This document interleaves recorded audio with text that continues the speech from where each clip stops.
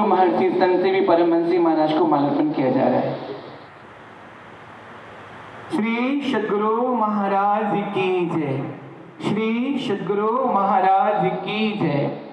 श्री सदगुरु महाराज करेंगे। तो संजोग से उस समय कथा करवाए गए, वहाँ भक्ति रही। परिणाम ये हुआ कि ज्ञान वैराग्य दोनों जवान हुए, तब भक्ति को शांति मिली।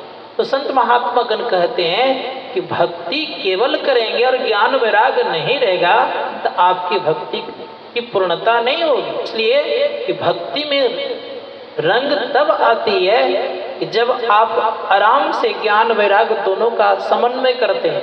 केवल भक्ति करेंगे तो आनंद मन को लगेगा, लेकिन ज्ञान वैराग्य रहेगा तो आत्मा को आनंद लगेगा। ये ख्याल रखिएगा सदैव।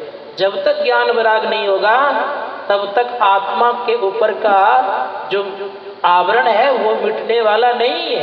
केवल भक्ति से अगर मिट गया होता तो संत महात्मा गण कहते सबका कल्याण हो गया होता।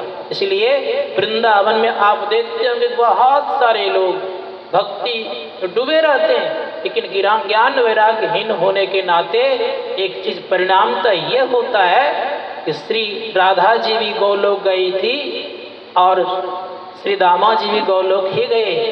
दोनों गोलोक गए, लेकिन परिणाम ये हुआ कि दोनों ने आपस में झगड़ने लग गए, दोनों को साफ श्राप मिला और पुनः धरती पर आ गए। तो मैं कथा की तरफ ना जाते इतना ही कहूँगा कि भक्ति के दोनों पुत्रों को जब तक आप स्वीकार नहीं करेंगे तब तक हमारे अंतःकरण के जो आत्मा के ऊपर जो आवरण है वो मिटने वाला नहीं है। और आवरण तभी मिटेगा आत्मा के ऊपर पे जब तक कि आप सब प्रकाश और शब्द की साधना नहीं करेंगे। ये 5 मंडल हैं, स्थूल, सूक्ष्म, कारण, महाकारण और कैवल्य।